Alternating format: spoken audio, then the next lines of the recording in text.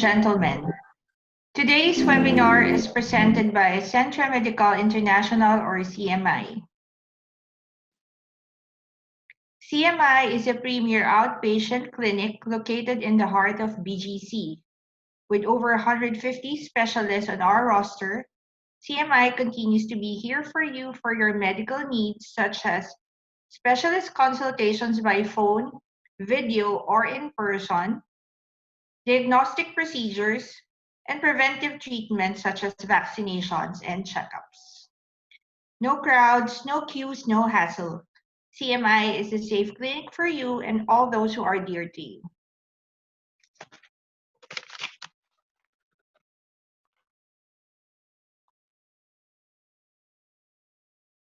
Hi everyone, my name is Mitch Dino. I'm the Vice President for Sales and Marketing of CMI. Thank you for joining us in today's webinar entitled Addressing the Impact of the Pandemic on Adolescent Behavior with our guest speaker, Dr. Ruby Punongbayan, Ambulatory and Emergency Pediatrics Specialist. As a parent, this is very close to my heart. In general, teenagers are in difficult transitional stage of their lives, and COVID-19 makes it even harder. With school closures and online schooling, canceled social events, and with the new normal going on, many teens are missing out on some of the biggest moments of their lives, as well as everyday moments like chatting with friends and participating in class. Our teens may feel isolated, left out, anxious, and disappointed. We want to let parents and teenagers know that they are not alone and that there are many helpful ways that they could do to get through and surpass this emotional distress. CMI wants to make sure that we provide medical support in any way that we can, supporting each other as we continue with our mission of providing premier patient experiences. In today's webinar, Dr. Ruby will be sharing with us the psychosocial and behavioral impact of the pandemic in adolescents and how to reduce its impact. Before we proceed, just a few reminders. For any questions, please type them in the chat box, which can be found at the right side of your screen. We will group similar questions and have our speaker cover as much ground as we can. We will mute everyone's microphones and turn off your videos for the duration of this webinar. If you have not already done so, it would be great if you can include your full name to help us identify you properly for your questions and for other matters where we might need to reach you. And now, it is my pleasure to introduce our speaker, Dr. Ruby Punongbayan. Dr. Ruby Punongbayan is a practicing pediatrician at Centre Medical International. She is a fellow of the Philippine Pediatric Society and Philippine Ambulatory Pediatric Association. She graduated from the Pamantasan ng Lungsod ng Maynila College of Medicine and completed her fellowship in Ambulatory Pediatrics and Child Protection in UPPGH. She underwent Master of Arts in Clinical Psychology in Graduate School, finished Cognitive Behavioral Therapy course in Beck Institute, Pennsylvania, USA, and took a basic course in Health Professions Education at UP-NTTC. She is currently an Associate Professor in Pediatrics and Head of Pediatrics in San Beda College of Medicine and Pamantasan ng Lungsod ng Maynila College of Medicine. She is also the Section Head of Pediatric ER in one of the major hospitals in the Philippines. Dr. Ruby has conducted numerous talks on various topics about pediatrics in the past years. Friends, ladies and gentlemen, let us welcome Dr. Ruby Punongbayan. Hi, Dr. Ruby. Hello, good afternoon. Good afternoon, Ma'am Mitch and everybody who's watching right now. Today is a rainy, gloomy afternoon, but I do hope that you are all safe in the confines of your homes. So this afternoon, I thank my family from Sant Medical International here in CMI for paving the way for me to talk about a timely topic because we do not want to leave out on the concerns and issues that our children and teenagers might have. So for this afternoon, let me share with you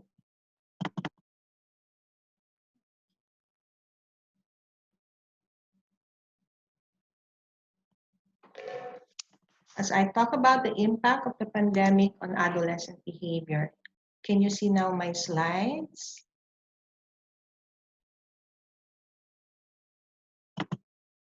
There you go. You see now my slides, Ma'am Mitch? Can you see it on your end? Yes, Doctora, we can see your slides now. Thank you. Oh, okay. So I guess I can proceed now.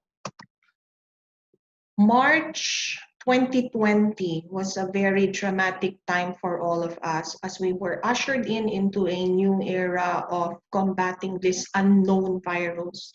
Coronaviruses has been there in general. These are the ones who cause the common cold.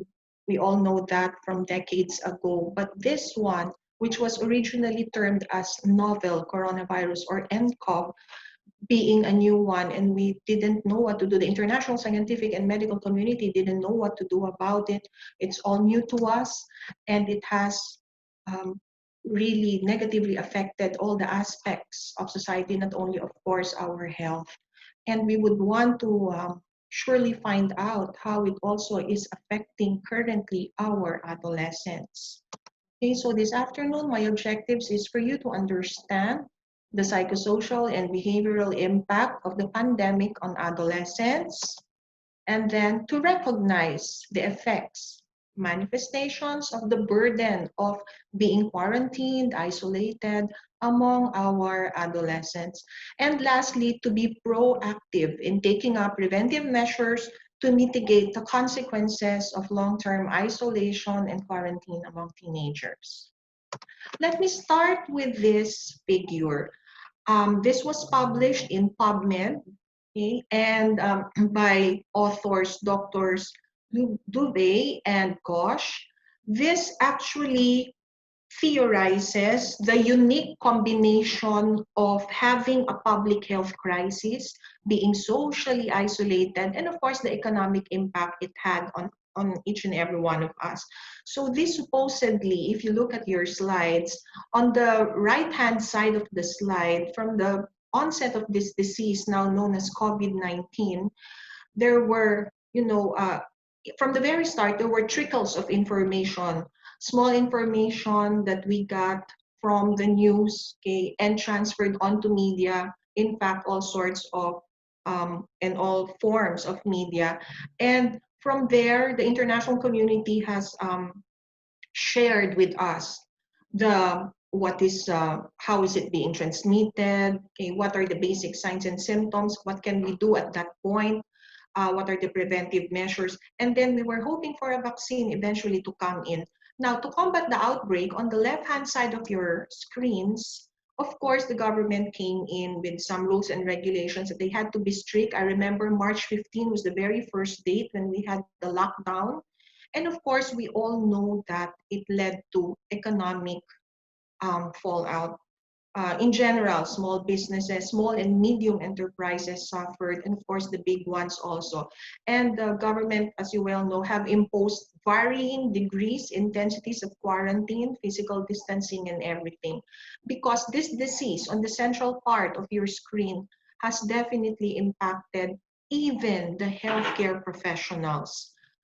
Of course, we signed up for this in the very first place. We are doctors. We work in the ER. We take care of them while in the wards, in the ICU, in the communities. But then again, we deal with relatives and caregivers and the patient itself.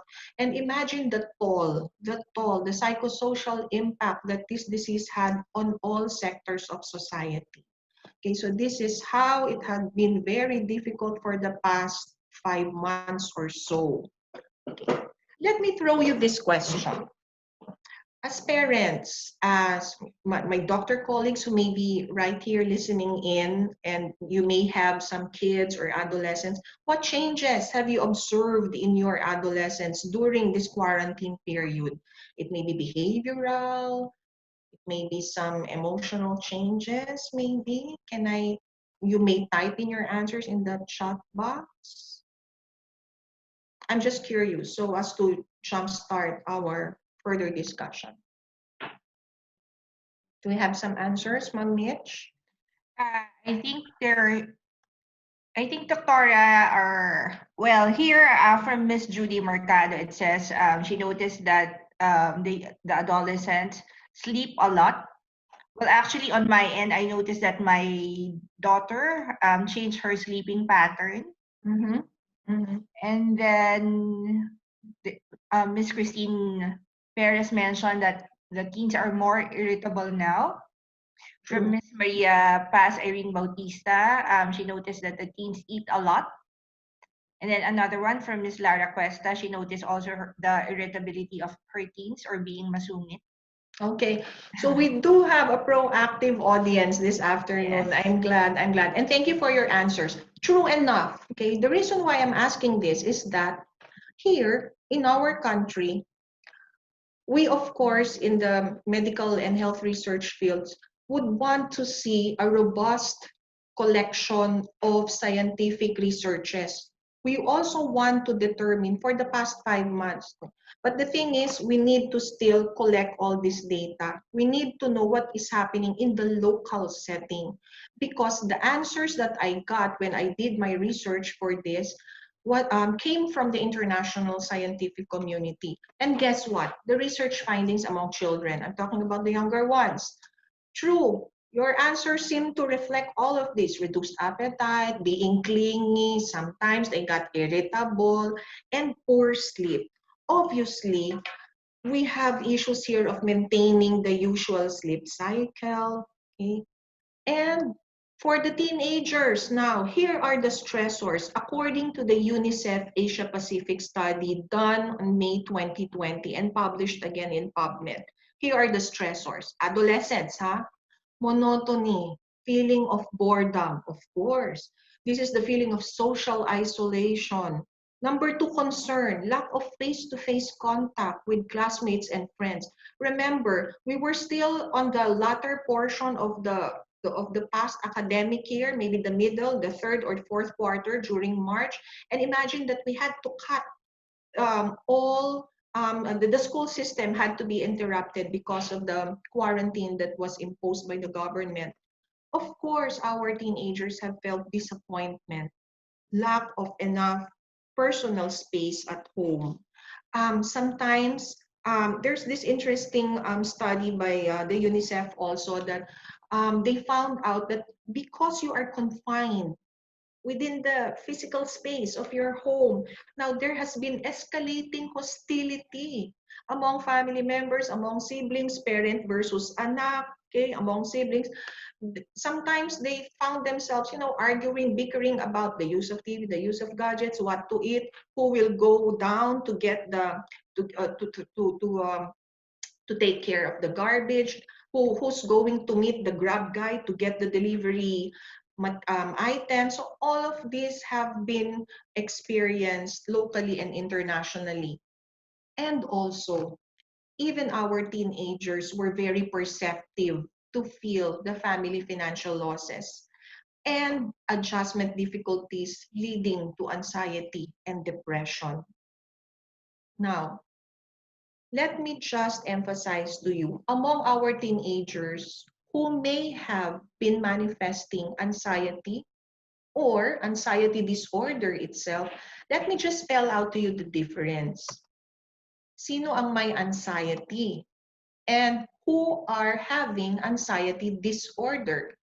For anxiety, it is actually a fleeting response to a stressor. Anybody can be anxious, even a young child, an adolescent, an adult, someone who is of old age. But these are usually appropriate responses to stressors. Halimbawa, a young child would be stressed about going to school, maybe she's being bullied or whatever, simply not into the usual day-to-day activities in school. But these are fleeting. Okay? We may be anxious about, oh, we are going to pay the monthly bill, okay, by next week. We can be anxious about almost anything about in our lives. It becomes a disorder when you become anxious most or all of the time, okay? And then it is quite ongoing. It's, you are feeling it quite intensely, and it has become excessive for the situation. And just to share with you more differences between the two, if it's anxiety, it's usually not excessive and it's less likely to be accompanied by physical symptoms. If it's a disorder, then now it has become accompanied by physical symptoms like it may be behavioral, it may be emotional. Physical symptoms like you feel you are having cold, clammy skin. You feel you have fast breathing. You feel you have headache, non-specific abdominal pain. You went to the doctor already, but all the basic workups turned out to be normal, but still you are bothered with all these abdominal pains, headache, everything.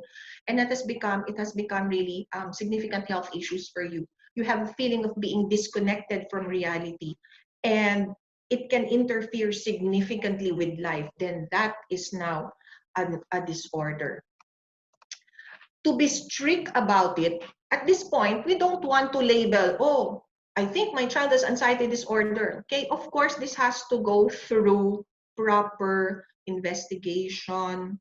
We need to do a specific detailed history of everything, of course, done by a professional, your pediatrician, your psychologist, and even the psychiatrist. But just to share with you very briefly what constitutes anxiety disorder based on the definition on medical books. So again, there has to be excessive anxiety and worry occurring more days than not for at least 6 months. So there's a prescribed timeline for it about a number of events or activities, and that the individual finds it difficult to control the worry.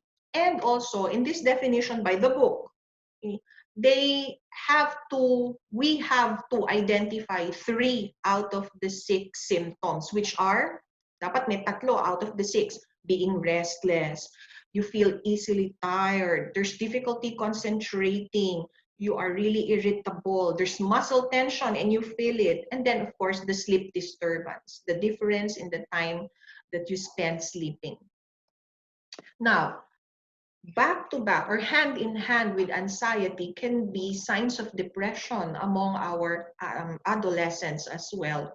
Just to give you also how depression is pre-COVID times. Pre-COVID times, we do have local literature, local research and study saying that this is by the global school health-based health survey done on the first quarter of 2015, showing about 17% of high school students aged 13 to 15 years old saying that they attempted suicide at least once because of depression. I know it is a very unfortunate event or happening if it's, close to home. And this next slide. Did you know that back in 2017, that's about just 3 years ago, again, this is a local study, these authors found out that social media envy is a moderate significant predictor of symptoms of depression among Filipino high school students. So imagine the teenagers, using their mobile gadgets, mobile phones, seeing their classmates spending the weekend in Japan, in Palawan, in South Korea, displaying their classmates' new gadgets, yung mga ganon. I mean, of course, some of them might be envious of that. And because there's this factor of social media envy, apparently according to these reports or outcome of these local studies, it has led to a significant number of kids being depressed. Now, how to detect? How to detect depression? More often than not, insomnia or fatigue has been the most common presenting complaint. And I can attest to this. In CMI, we have been seeing teenagers whose chief complaint is na iba ang tulog, hindi makatulog, na iba ang sleep cycle. And again, after thorough investigation, we will find out, oh, okay, again, there's a specific criteria, a clinical criteria for us before we label them as having this condition. And true enough, it will adhere to that clinical criteria. Sadness may be denied at first, but may be inferred, of course, from facial expression and demeanor. Now, the prescribed period for this, according to textbooks, again, if you are to be strict about it, is at least 2 weeks notice of these changes, during which there is either depressed mood or loss of interest or pleasure in nearly all activities. And supposedly, the symptoms must persist for most of the day. Now, what not to say to these children who may be anxious or depressed? The experts are recommending and advising us, the adults, to at least support them. And you know that words are powerful, okay? We are not to say the following if they seem to be anxious or depressed or truly diagnosed to have anxiety and depression. What have you got to be sad about? There's many worse off than you. Stop feeling sorry for yourself, or maybe snap out of it. Okay, these are not helpful words in these times. Okay, or also maybe when you say it's your own fault, or your moods are bringing down everyone around you. Nakakahawa ka, lahat kami depressed na. If they hear this from someone whom they hope to hope to cling on or to get strength from during these times, I'm sure they would be more disappointed coming from adult whom they trust to provide positive reinforcement for them. Instead, what you can say is, you're not alone in this. You are important to me. When these feelings subside, I will still be here, and so will you. I may not fully understand what you are feeling, but I am here for you. Or say, I understand, but please make it really empathic and only if you really do. I mean, your tone and demeanor would, of course, belie your sincerity. And of course, two powerful words, I care. And they would, of course, have a positive impact on these kinds of situations. Now, let me go back to the other effects of the pandemic, the impact that it had on our adolescents. Apparently, they became vulnerable to stigma and discrimination. Okay, what am I talking about?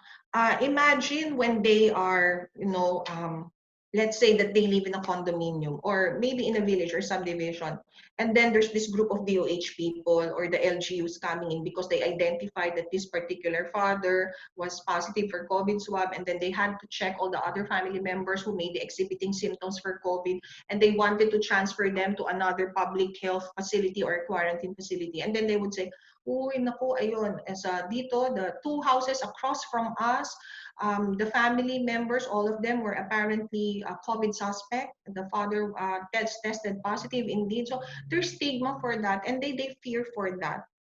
And then, of course, our adolescents fear the infection itself, the physical toll that it will give in the body or on the body. Okay. And lastly, they become overburdened with online classes. Too much time on the internet, actually. It's better if they're actually, spending it on online classes. I know that some of the classes have resumed again for this new academic year. Maybe a few weeks ago, mid-July, maybe for some schools, So it's better for them to stick to the schedule that the school system is being is recommending them, and just make sure that they don't spend too much time on the internet.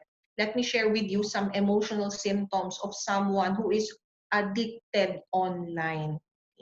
Again, the signs of anxiety, they are edgy, they are restless, they move all around, they're anxious. Sometimes you will see the only positive euphoric feeling that you see in them is when they're in front of the computer. Parang iba yung nararamdaman nila or saya nila pag in front of the computer, which can be also a downside in this situation. They lose the sense of time. They are unable to keep up with schedule, napabayaan yung dapat academics. And of course, you will feel them isolating themselves. Sasabihin nyo, where's my son? Where's my daughter? Oh, it's meal time. It's dinner time. Where are they? Oh, they prefer to just stay inside the room. Now, what about physical symptoms of online addiction? If you spend significant amount of time, even maski adults, you may have backache, headache, Weight gain or loss, imagine all you have to do is, munch on your mga paboritong merienda, minsan non-healthy food in front of the screens, okay? Disturbance in sleep again, blurred vision. The Society of Ophthalmologists already have um, recommended and advertised the digital eye strain phenomenon. And of course, carpal tunnel syndrome. What is this? Have you ever felt some areas of pain and numbness here? It's because too much, again, spending time and the movements of your fingers and hands on your mobile. Okay, having said all of those, what can we do now to mitigate the impact of this pandemic on our teenagers? I summarize um, the group of recommendations according to its similar goals and objectives. One is still we need to educate, okay? Educate, and then we need to do proactive coping and of course fostering resilience. When we say educate, we cope with stress, okay? By obtaining accurate information. Let me warn everyone who is listening, please be aware also of the websites that your children and teenagers are visiting, including you, because you may just feel all this, too much information overload. Sometimes there are journals claiming, or studies claiming to be, oh, this is the cure, finally, this is the vaccine that we're waiting for, or this is the antiviral that we've been waiting for. Make sure that you are visiting legitimate international medical societies, our local medical societies, um, legitimate and with a good reputation of pharmaceutical company websites, okay? Just double check your sources. Otherwise, you will be inundated with all of these unnecessary data, okay? So I just like to be more specific about these three approaches, okay? With regards also to addressing the possible online addiction, I recommend you to check on this. You can easily search this, download this. There's Family Media Use Plan tool or healthychildren.org media use plan. I've been using this especially for my nephews and my cousins and my patients because these are age appropriate, specific advice and plan on how to use gadgets per age. Actually, the American Academy of Pediatrics have recommended that.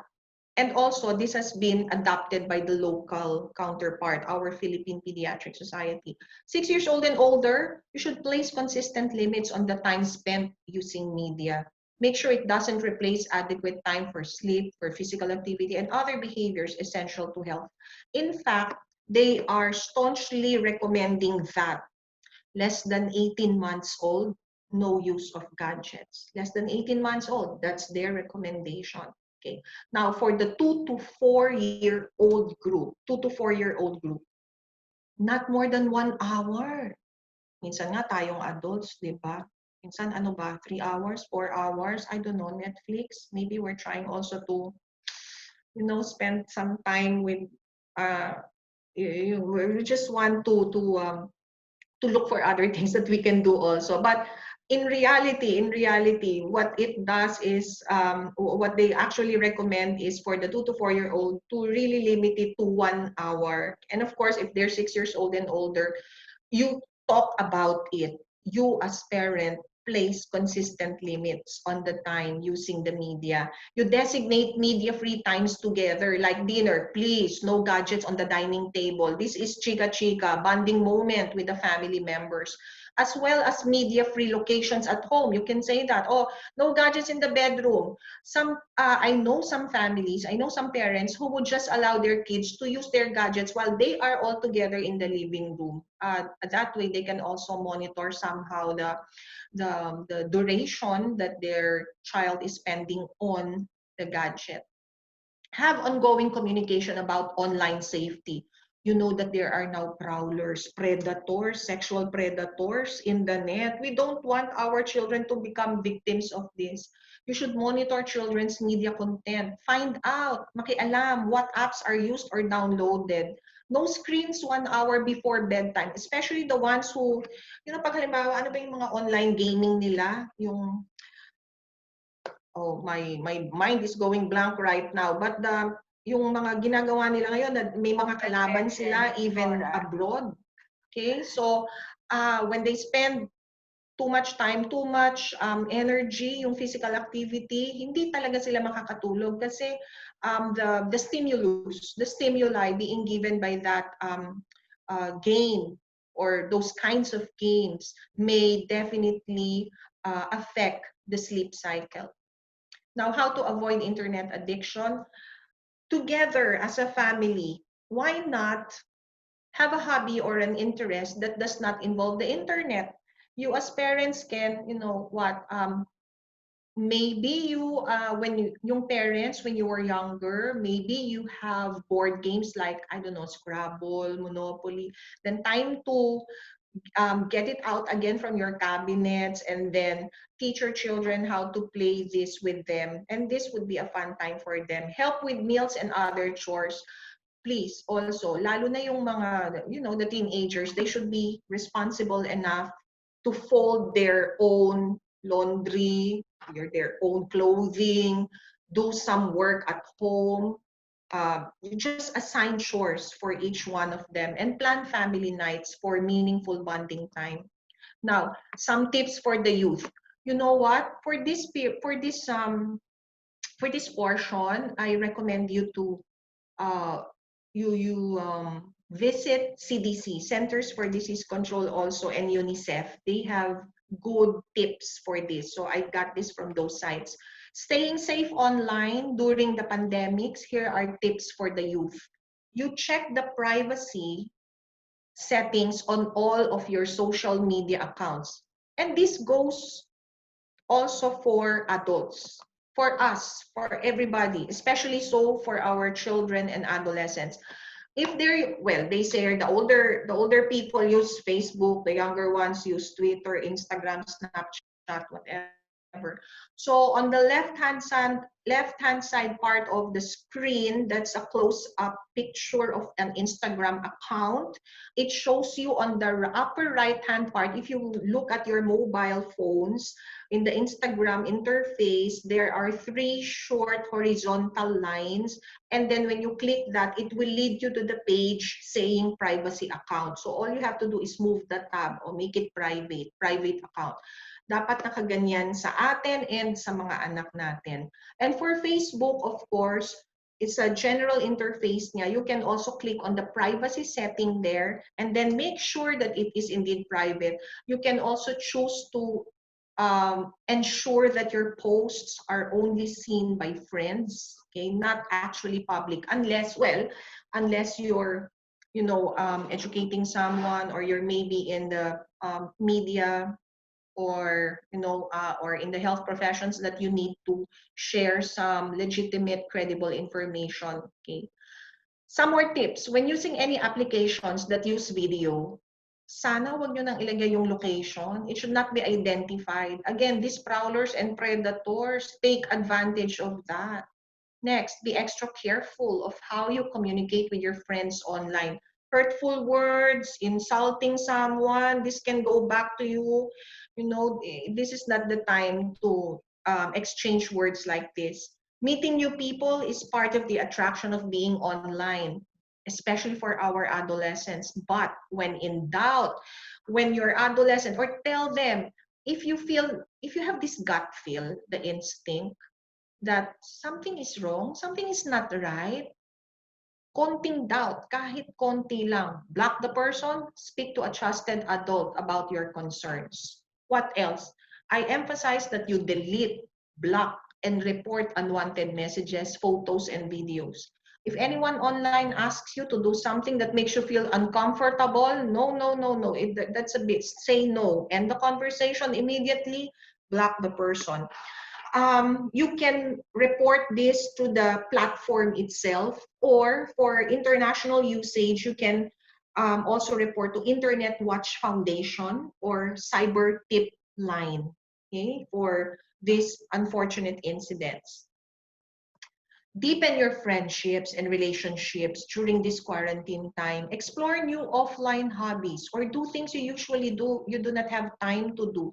Time to play that instrument again, time to write songs. Maybe you have these creative juices in you and you encourage your teenagers to do so.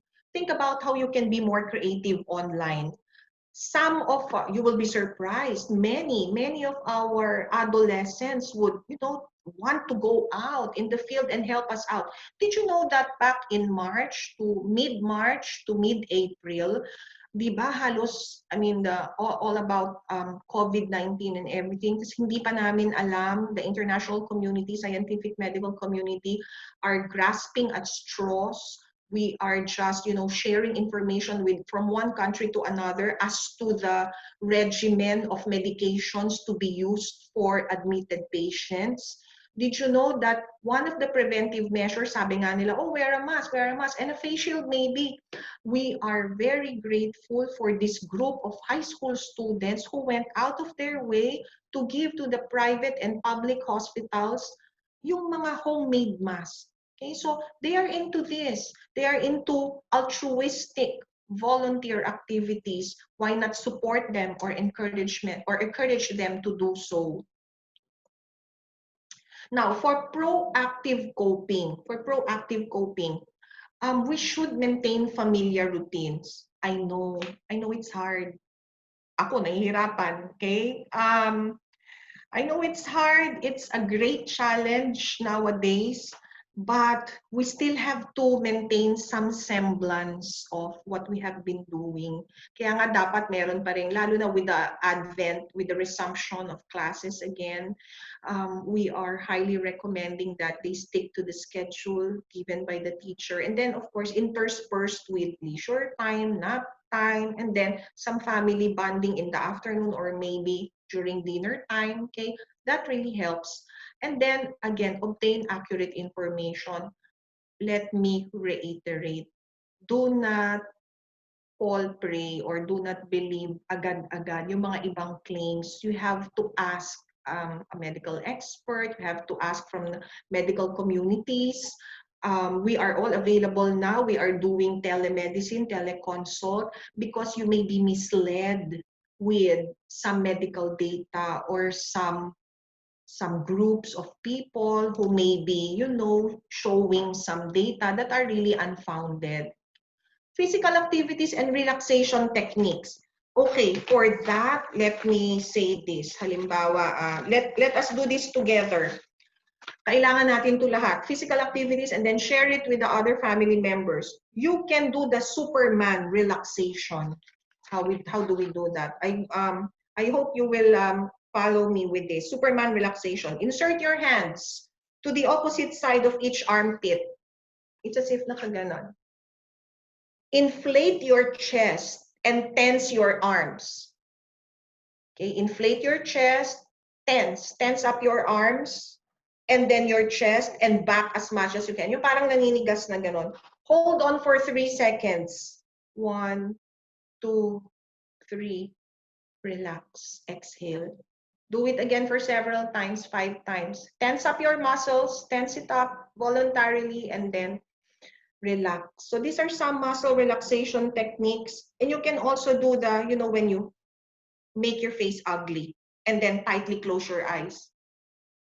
Hold on that position for about 5 seconds and then relax your face again. You can do this anytime. Drop everything that you're doing when you feel that you're on the edge, and this can, somehow help you, your child, and your teenager. And then, of course, coordination with community mental health services. At this point, again, we are trying to reach out also to our patients as well. So there are legitimate sites that you can go to in order to seek further medical support. The last few slides, I'll just talk about fostering resilience. That's the third portion on how to cope with this pandemic, resilience is already there. They say, oh, Filipinos are really resilient. It's about building it and fostering it. And clearly, it's not about making them tough. Resilience is the ability to recover from difficulties and adapt and manage how you feel. So what do? We do here in CMI screening tests. Then not all of them would go into pharmacotherapy. In fact, some of the parents would say, Doc, as much as possible, can we do away with some anti-anxiety meds, antidepressant meds? It depends. It really depends on the overall evaluation and results of these screening standard tests. But of course, we may do a combination of your behavioral therapy and some medications if need be. And of course, empowering and fostering resilience is being a supportive role model. I know it's hard. As adults, we should hold the fort in our homes. Ang hirap pa, yun talagang parang, oh, ikaw dapat yung strong, ikaw dapat. So, modeling resilient behavior, being consistent, showing that you are also adapting to the changes in our society helps because you are there, the only parent and adult support that they have in your homes. Let them make mistakes. Let them see the consequences of their actions. That way, they will learn from that. Praise the right way. You focus on the effort, on the process of getting to the end of the project. You may say, oh, I see that you put a lot of effort in there. So you got a 90, you got an 88. Ipipraise nyo pa rin. Or kahit hindi numerical yung grade or whatever yung sa system nila. But you are showing them that you are verbalizing to them that you appreciate the effort. Teach to manage emotions. Teach that all emotions are okay. Even being anxious sometimes, oh, it's okay. You acknowledge it, but deal with the bad behavior to set limits. And teach to problem solve, lalo na yung sa mga adolescents. This is the time to sit down. Sit down with them. Brainstorm solutions to address the challenge. What do you think is happening? Pag-usapan nyo rin, what do you think about COVID-19? It's the only way. We have to confront it. It's in our midst. Wala tayong magagawa. Kailangan natin i-confront. What have you learned about it? O paano ma-transmit? What are the preventive measures? What will be the consequences of this? Okay? Teach them to problem solve. And my last slide would be, we need to spend precious times together. This quarantine, this isolation may be very restrictive to our movements, but this has also become a time for us to reflect and contemplate on what we have, our blessings, the precious time together that we can spend, and then the devoted and undivided attention to each other.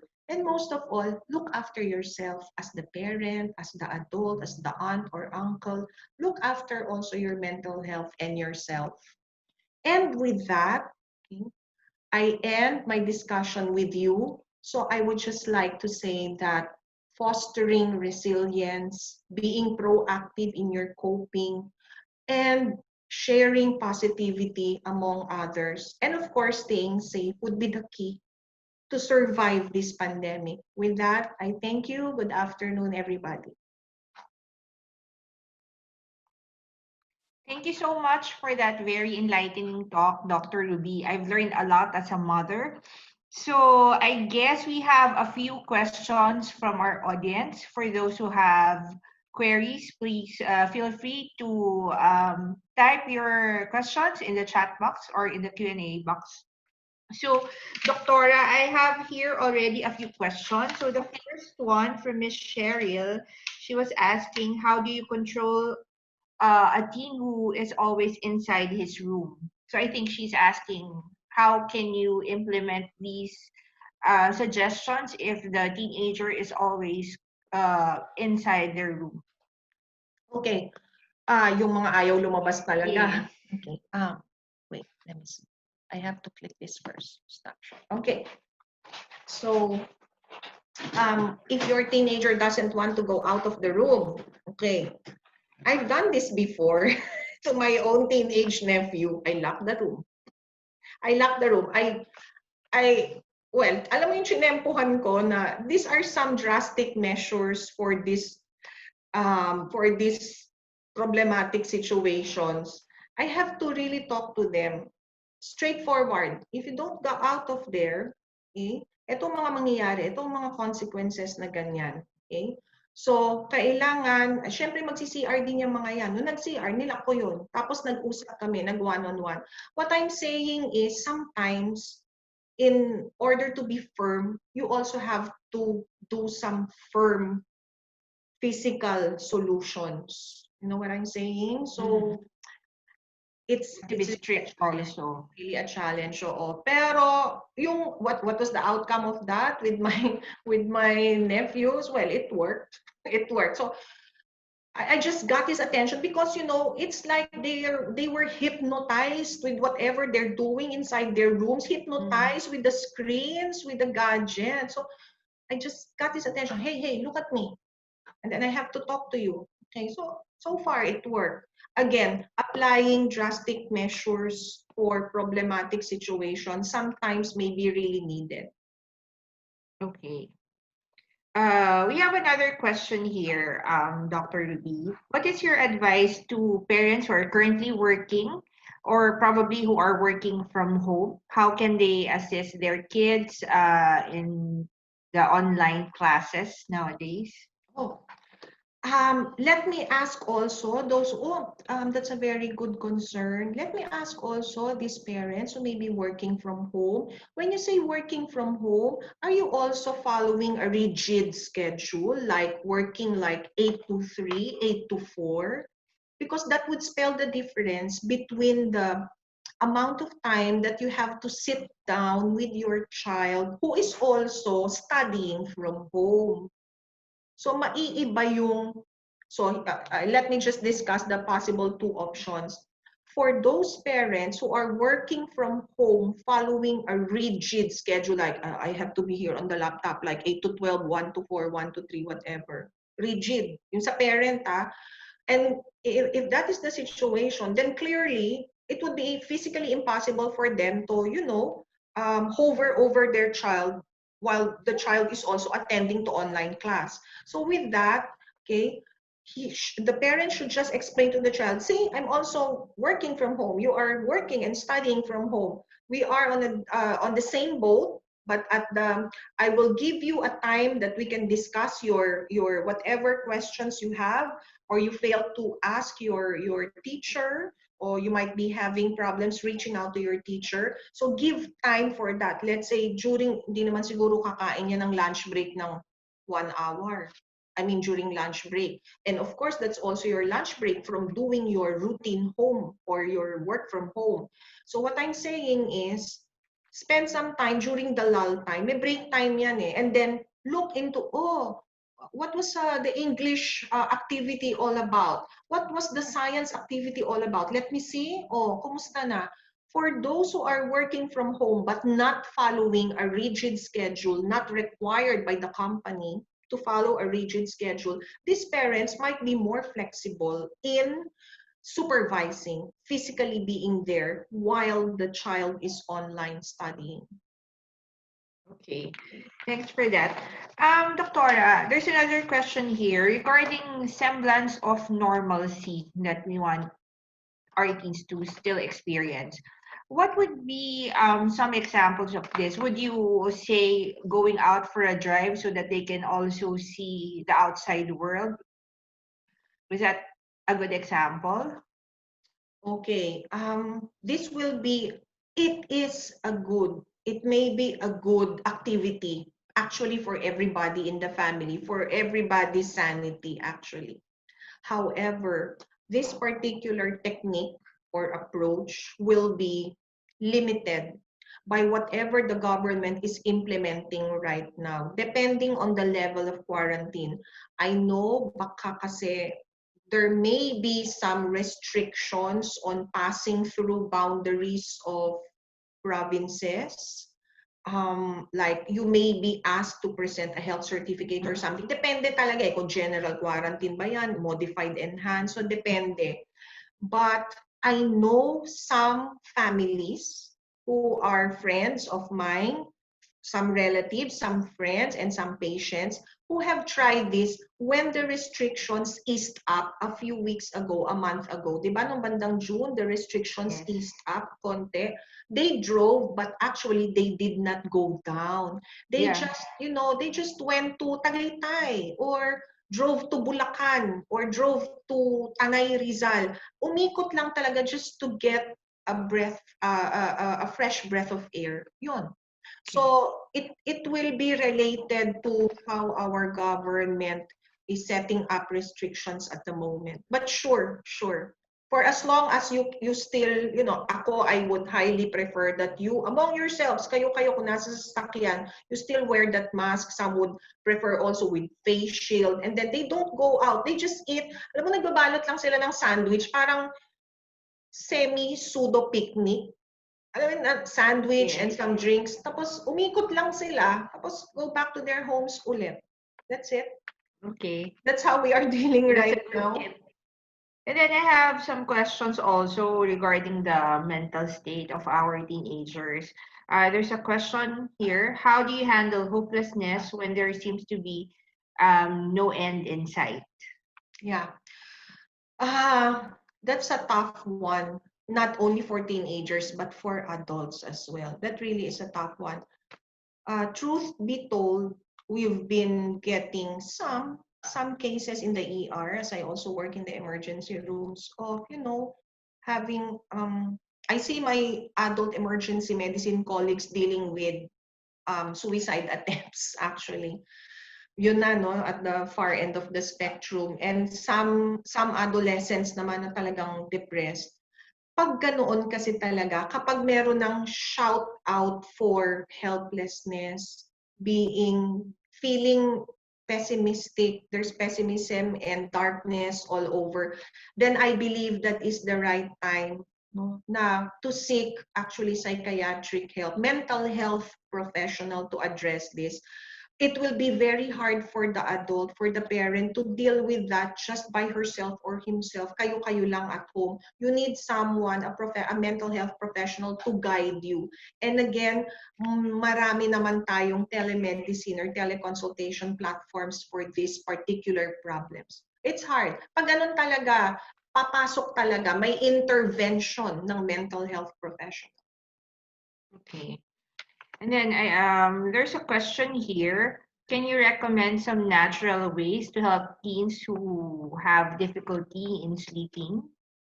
Natural ways. Okay. Natural ways would include, of course, listening to some apps that, there's rain. Alam mo yun, yung sa mga Spotify that would lull you to sleep. Okay. Relaxation techniques, and you know what? You can visit the website of mindfulness. Mindfulness.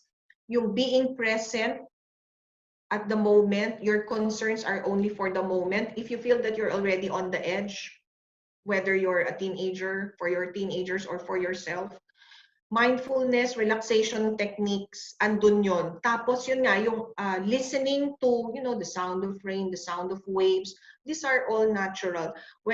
Are you talking about some supplements? They say there are some claims about melatonin, taking of melatonin. There are some claims that, the old adage, yung mga, alam mo yung mga old-time advice ng ating mga grandparents and even the old doctors, hot tea, hot milk at bedtime. And please, kayo lahat sa bahay, again, hindi lang bata, hindi lang matanda, lahat tayo, let us refrain from watching action films, violent scenes, violent films just before sleeping. Kasi psychologically, na-up yung spirits natin. Tapos hirap na hirap tayo. Alam mo yung mag-go down yung level, tumaas yung level mo eh. Na-up ka, nanood ka ng zombie, hinahabol ka, nanood ka ng mga barilan, war movies, documentaries about, all these things. So why not if you want to watch some of these types of movies or documentaries, sure, but make it like midday, not when you are about before bedtime. Yeah. Okay. There's one question here, Doctora. how would you handle it if, for example, the teenager himself would have to go on a quarantine because, for example, he's exposed to relatives? So what tips can you give a teenager who has to go on quarantine? Okay. Do you mean home quarantine or quarantine in a facility talaga? Probably in a facility, Doctora, if he's exposed. How Okay. can he be ready mentally or Ang the utility of our available quarantine facilities as of the moment are usually for mild asymptomatic patients na walang place, walang physical space at home to be home mm, quarantined. And since they are only exhibiting mild symptoms, which means they can still have communication with the outside world, which means this particular teenagers might be, of course, experiencing fear, dread. Oh, when can I go out of this quarantine facility? Naku, 2 weeks, 2 weeks ba to? They can still communicate with their loved ones as well. And of course, yung mga sinasabi pa rin natin na yung kanina, like yung mga relaxation techniques and only reading information that are legitimate, it doesn't help at this point that they are exposed to more information that are unfounded and are actually hearsay. If they are quarantined at home naman, usually at home, the government allows that, diba? And our healthcare system, because it's, starting to be very limited nowadays, unfortunately. So if you are really without any symptoms but just got exposed to someone but not really exhibiting symptoms, the doctors, the local government units make sure that you have an available extra bedroom, extra CR in your homes para talagang separated. And with that, I've had a personal experience with that with my nephew who now turned out to be negative na with the repeat swab. So anyway, may separate room siya. So I was monitoring him and everything. He didn't exhibit any symptoms beyond 1 day. There was only 1 day of low fever and cough, and all the laboratory workups were normal. So they were advised to stay home, quarantine themselves. And I was, being like 19 years old, I was I was daily monitoring them. Kumusta kayo? Kumusta kayo? And they were coping well. I guess basta meron lang silang naririnig na from relatives from the outside world, then they will cope well. As I said, 'di ba? In general, ang Pilipino, ang lahi natin resilient. Okay. Moving on, there's a question here. Is online gaming with friends be a good enough social interaction given no face-to-face interaction? Yes. Yeah. But again, with time limit. Set a time limit. I know because some of them are kasi yata tuloy-tuloy yun eh. I'm really not into the mechanics and the dynamics of this online gaming. Pero there is one game yata na kailangan tuloy-tuloy na umaabot ng 3 hours, 4 hours. So I don't know, but again, the parent has to step in. Enough. 2 hours, 3 hours.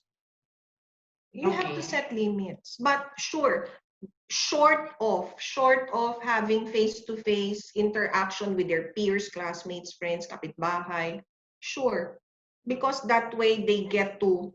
I hear some of my nephews, talking to their, may mga kalaban, yung ganyan, while talking and while playing, while doing this online gaming.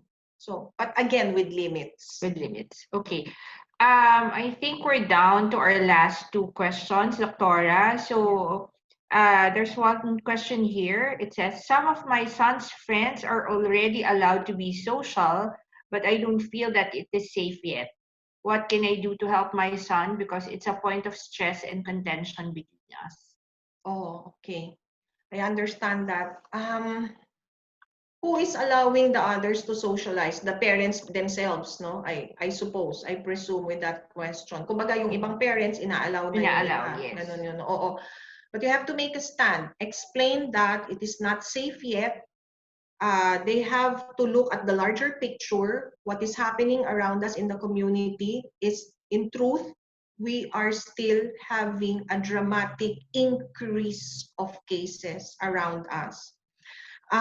You may be just sheltered in your own communities, in your own subdivisions, but there are clustering of cases in some lugar. And you cannot make it a reason, oh, it's just happening in that area, in that city, clustering. But you know what? There's community transmission. And when there's community transmission, this clustering of cases will jump from one community to another. Sinong makakapagsabi na itong nag-deliver ng ganito o yung nag-grocery ka ng ganito, galing siya sa ibang city, di ba? In general, it is not safe. You just have to, again, part of educating our family members and standing firm. Standing firm. Okay. This will be our last question, but I think a lot of parents will be able to relate to this. It says here, how do we make it up to our kids after an explosion? After an explosion and emotional outburst. Siguro being parents, sometimes we lose our temper and we're saying that our kids should be resilient. But in this case, how do we make it up to them after masigawan na natin sila? Or after we tell them that we're having a lot of problems ourselves? How can we make up? Give it some time. Yeah, give it some time. I know the outburst. I can also relate to that. I know the outburst. Give it some time. Take a deep breath. Tayo mismo mga adults. Take a deep breath. And then again, it's all about dialogue. It's all about trusting that you will, in the process, understand one another's views, trusting that you will understand one another's differing views. Tanungin sila, oh, bakit kasi ganito? And then you listen. Tapos ikaw naman, kasi I shouted, I lashed at you kasi ganito. And then meet halfway, set a certain, sige, next time we should be doing this. Kasi kung okay sa'yo, then okay sa akin, okay, come to a compromise or an agreement that will be at least win-win situation for both of you. But give it time. Kasi masyadong intensity of our emotions nowadays. I understand that. Lahat tayo on edge. So just give it time. Kasi when you try to settle it at once, like several minutes after, and the other party isn't yet emotionally ready to talk about it, there will be no compromise met when you talk with them. So once you are both ready, talk it out. Okay? For younger kids, talk to them at a manner and at a level that they will understand. And sometimes, again, I'm telling you, sometimes you will be surprised. Minsan, 6-year-old kids, 7-year-old kids, perceptive sila. Alam nila yon, naiintindihan nila. Some of our kids are like that. More so with our teenagers who are, are undergoing transition into adulthood. So give it time, talk it out, meet halfway, think of a situation, both of you, that are win-win for both parties. Okay, I think that's all the time we have for today, Dr. V. Thank you so much again. Would you like to give a few parting words to our audience before we say goodbye? Thank you very much for this opportunity once again. I hope and I fervently pray that we continue to be strong physically, emotionally, and spiritually as we journey through this pandemic. May you be guided and also comforted with one another's love and strength.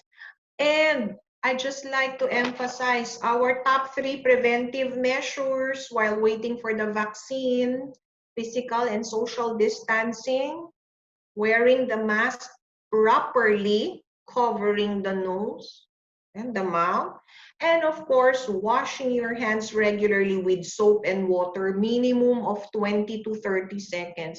I wash my hands like my hatred for COVID, super dry. I don't mind. You wash your hands regularly. monitor your children, your kasambahays to do it, and you should be doing it also. Okay, so, and again, just to remind everybody, we are a resilient people. We would like to cope well. We should be listening to legitimate information, visiting websites of international scientific committees and societies and laboratories and pharmaceutical companies and medical schools and all the other institutions, okay, in order for us to digest and receive only the legitimate information. And of course, at the end of the day, we look up and say thanks and live our lives with gratitude. Okay, thank you, everyone. Okay, thank you again, Dr. Ruby. Everybody, that ends our session this afternoon. Thank you, everyone, for joining us in this webinar. If you want to reach out to Dr. Ruby Punongbayan, Flash is our contact details. So CMI is open from 8 a.m. to 4 p.m., Tuesdays to Saturdays. You can reach us at 0927-931-7194, or you may email us at experience@cminternational.com.